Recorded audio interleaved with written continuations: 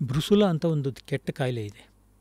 ಹಂಗಂದ್ರೆ ಬ್ರುಸುಲಾ ಅನ್ನೋದು ಒಂದು ಕಾಯಿಲೆ ಇದೆಯಲ್ಲ, ದನಗಳಿಗೂ ಬರ್ತದೆ, ಜನಗಳಿಗೂ ಬರ್ತದೆ. ಅದರಿಂದ ದನ್ನಿಂದ ಜನಗಳಿಗೂ ಬರ್ತದೆ. ಅಂದರೆ ಇದು ಹಾಲಿನ ಮೂಲಕ ಬರೋದಾ? ಆ ಕರುದು, ಈ ಹಸುದು ಪ್ಲೆಸೆಂಟ ಇದೆಯಲ್ಲ, ಪ್ಲೆಸೆಂಟ ಏನಾದರೂ ಇವ್ರು ಟಚ್ ಮಾಡಿದರೆ ಹ್ಯೂಮನ್, ಅದು ಬಿದ್ದಾಗ, ಕರು ಹಾಕಿದಾಗ, ಅದು ಅಲ್ಲಿ ಇವನ ಬಾಡಿಗೆ ಸೇರ್ತದೆ. ಅದು ಏನಾಗ್ತದೆ, ಇನ್ಫರ್ಟಿಲಿಟಿ, ಹೆಂಗಸರಿಗೆ ಹಾಲನ್ನು ಕುಡಿದ್ರೆ ಕಾಯಿಸ್ತೇನೆ. ಗಂಡಸರು ಅವ್ರು ಮುಟ್ಟಿದ್ರು ಅವ್ರಿಗೆ ಅದು ಪ್ರಾಬ್ಲಮ್ಮೇ. ಅವ್ರಿಗೂ ಸೇಮ್ ಅದೇ ಇನ್ಫರ್ಟಿಲಿಟಿ. ಹೌದೌದು, ಭಾಳ ಡೇಂಜರ್ ಅದು ಆ ಕಾಯಿಲೆ. ಅಫ್ಲೋಟಾಕ್ಸಿನ್ ಅಂತ ಹೇಳಿದ್ನಲ್ಲ, ನಮ್ಮ ಅಫ್ಲೋಟಾಕ್ಸಿನಲ್ಲಿ ಏನಾದರೂ ನಾವು ಕೊಡುವಂಥ ಆಹಾರದಲ್ಲಿ ಫಂಗಸ್ ಇದ್ದರೆ, ಆ ಫಂಗಸ್ ಇದ್ದಂಥ ಫುಡ್ಡನ್ನು, ಮೇವು ಫುಡ್ಡು ಏನಾದರೂ ಹಸುವಿಗೆ ಕೊಟ್ಟರೆ, ಆ ಅಫ್ಲೋಟಾಕ್ಸಿನ್ನು ಆ ಹಸು ತಿಂದರೆ, ಹಸು ಸ್ವಲ್ಪ ಏನು ಅಷ್ಟೊಂದು ವ್ಯತ್ಯಾಸ ಏನು ಕಾಣೋದಿಲ್ಲ, ಏನೂ ಆಗಿಲ್ವ ಅಂತ ಸುಮ್ಮನೆ ಆಗ್ಬೋದು. ಬಟ್ ಅದರ ಹಾಲಿದೆಯಲ್ಲ, ಅದನ್ನೇನಾದರೂ ಕನ್ಸ್ಯೂಮ್ ಮಾಡಿದರೆ ಅವರಿಗೆ ಲಿವರು, ಸಿರೋಸಿಸ್ಸು, ಲಿವರ್ ಕ್ಯಾನ್ಸರು,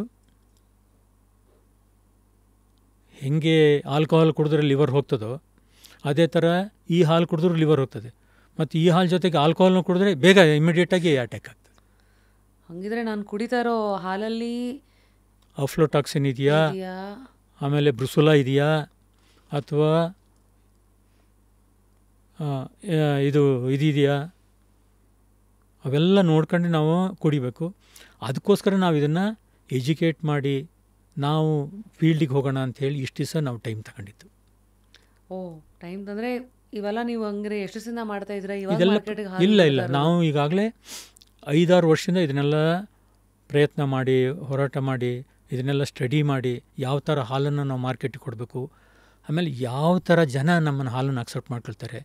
ನಾವು ಇಷ್ಟು ಕ್ಲೀನಾಗಿರೋ ಹಾಲನ್ನು ತಗೊಂಡೋಗಿ ಬೇರೆ ಎಲ್ಲೋ ಮಾರ್ಕೆಟಲ್ಲಿ ಕೊಟ್ಟರೆ ಅದು ಆಗೋದಿಲ್ಲ, ವರ್ಕೌಟ್ ಆಗೋದಿಲ್ಲ. ಅವ್ರಿಗೆ ಎಜುಕೇಟ್ ಮಾಡಬೇಕು. ಎಜುಕೇಟ್ ಮಾಡಿ ಅವ್ರಿಗೆ ಹಾಲು ಕೊಟ್ಟರೆ ಅದು ಸಂತೃಪ್ತಿಯಾಗಿ ಅವ್ರು ಕುಡಿತಾರೆ.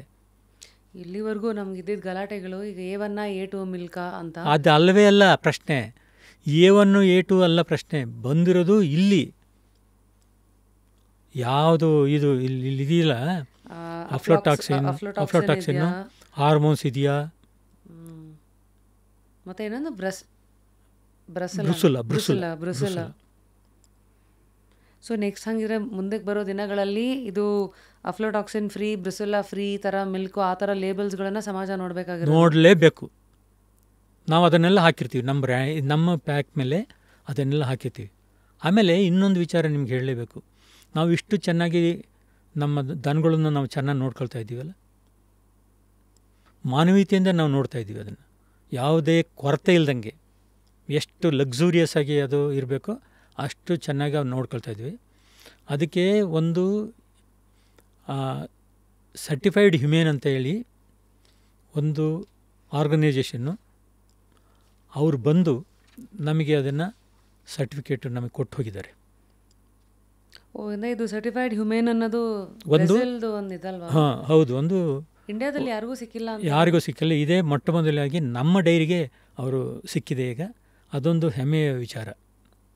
ಅಷ್ಟು ಚೆನ್ನಾಗಿ ನಾವು ಅದನ್ನು ನೋಡ್ಕೊಳ್ತಾ ಇದ್ವಿ ಅಂತೇಳಿ ಅವ್ರು ಬಂದು ನೋಡಿ ಅವರೇ ವಾಲಂಟಿಯರಿಗೆ ಬಂದು ಕೊಟ್ಟು, ಇದು ಕೊಡೋದು ಯಾವಾಗ? ಆ ಮನುಷ್ಯತ್ವ ಇಟ್ಕೊಂಡು ಮನುಷ್ಯರಂಗೆ ನೀವು ಕಾಪಾಡಿದ್ರೆ ಆ ಹಸುನ, ಅಂಥ ಹಸುನ ಅಂಥ ಫಾರ್ಮ್ಗೆ ಬಂದು ಅವ್ರು ಕೊಟ್ಟು ಹೋಗ್ತಾರೆ. ಸೊ ಈಗ ನೆಕ್ಸ್ಟ್ ಬರುತ್ತೆ, ಯಾಕೆ ಅರ್ಥ ಆಯಿತು ಇಂತಹ ಒಳ್ಳೆ ಹಾಲಿಗೆ ಈಗ ನಾರ್ಮಲ್ ಹಾಲ್ಗೂ ಪ್ರೈಸ್ ಡಿಫ್ರೆನ್ಸ್ ಏನಿರುತ್ತೆ? ಐ ಥಿಂಕ್ ನಾರ್ಮಲ್ ಹಾಲು ಇವತ್ತು 40 - 50 ರೂಪಾಯಿ 1 ಲೀಟ್ರ್ ಅಂದರೆ ಈ ಕ್ವಾಲಿಟಿಯ ಹಾಲು ಅಂದರೆ ಹ್ಯಾಪಿ ಮಿಲ್ಕ್ಗೆ ಏನಿರುತ್ತೆ ಸರ್? ಈ ಮಿಲ್ಕಿಗೆ ಕೊನೆ ಪಕ್ಷ ಒಂದು 80-85 ರೂಪಾಯಿ ರೇಂಜಲ್ಲಿ ಇರಬೇಕಾಗ್ತದೆ.